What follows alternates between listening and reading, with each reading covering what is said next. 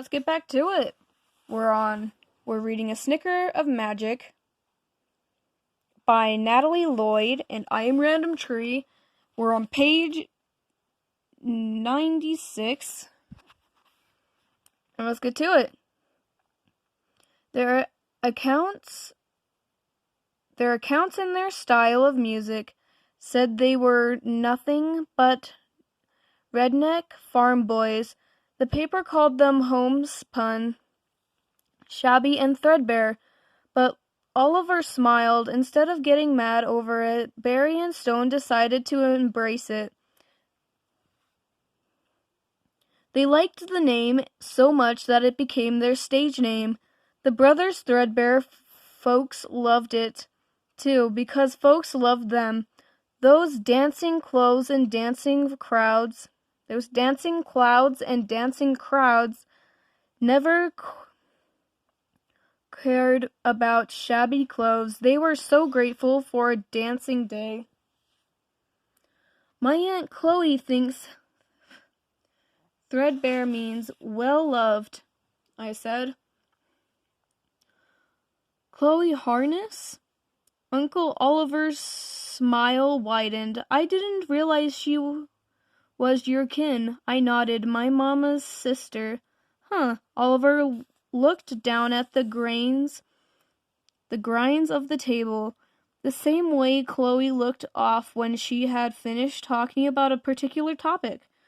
He finally said, "She's a smart woman, Chloe Harness. She's right, too. Threadbare's what we all get to be if we're lucky. Will you do me a favor, Miss Felicity?" Oliver propped his arm on the table and leaned towards Jonah and me.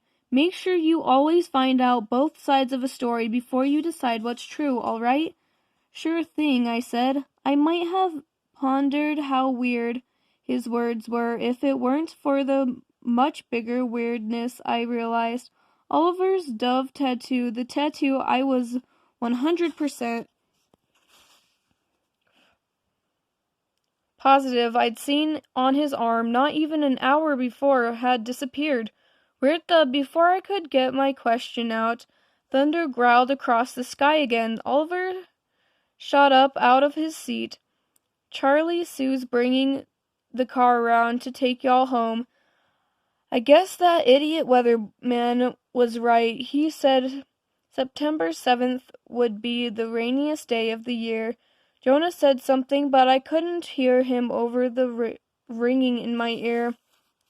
September 7, and a storm was coming. I felt like somebody dumped ice water down my back. You're sure that today's the 7th?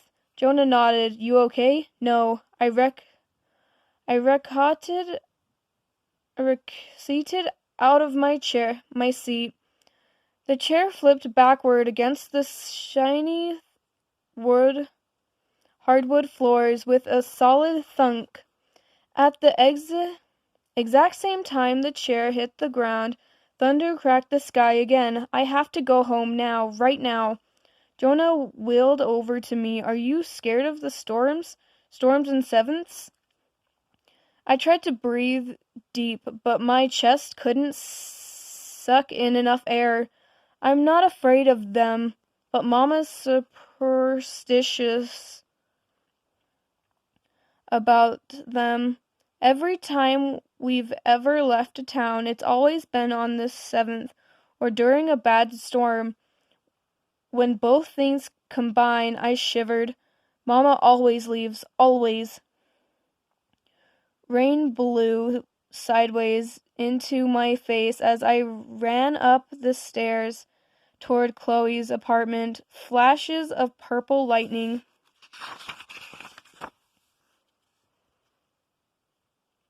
illuminated the entire way as I pushed off the ground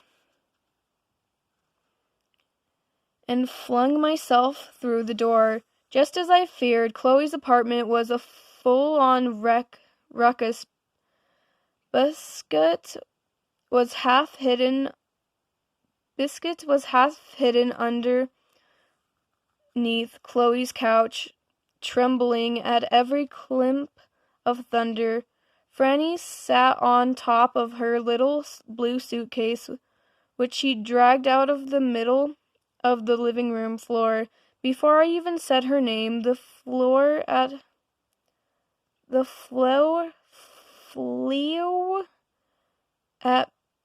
she flew at me and latched on so tight I nearly lost my breath. "Is Mama still here?" I gulped. "She's packing our things." Franny's words were muffled against my jacket. And then I heard them. Mama and Chloe bickering as they stomped down the hallway. I didn't know if they were trying to talk louder than each other or just louder than the storm. Mama carried a plastic laundry basket full of our clothes and books and the very few earthly possessions we'd packed along with us. She smiled when she saw me in the doorway. "Good news, Junebug. You remember my crazy friend Babette from Virginia? She knows somebody who got me a job in Seattle.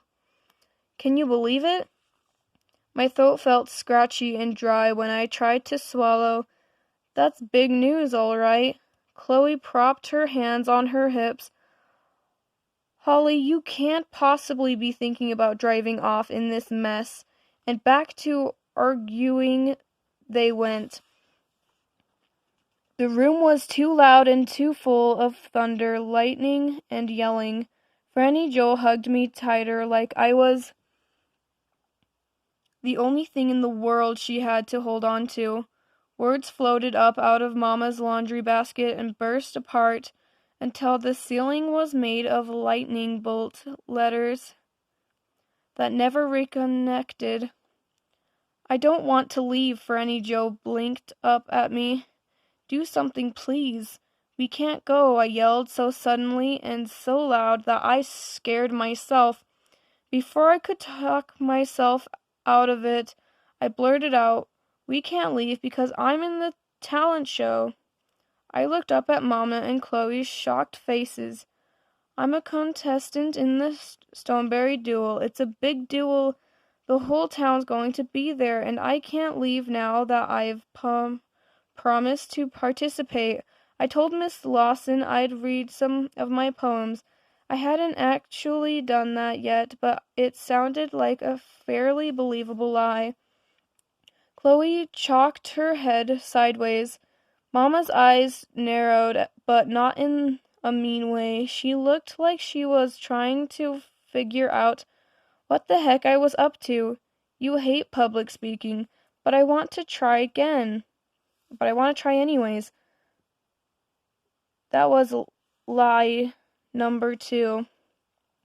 Chloe says the only way to overcome a fear is to take it head on. So that's what I'm doing. Chloe hadn't actually said that about me. She said it about the characters on her favorite soap opera, but I hoped it still counted. I watched Mama's face. I waited. Finally, I saw the shadow of her smile. "You're in the talent show." I'm so... Ooh. Interesting. I held my breath, proud. Her smile bloomed beautiful across her face. "The duel's only a couple of weeks away, right? I guess we can wait until after that to leave." Mama planted a quick kiss on my forehead and said, "I'm so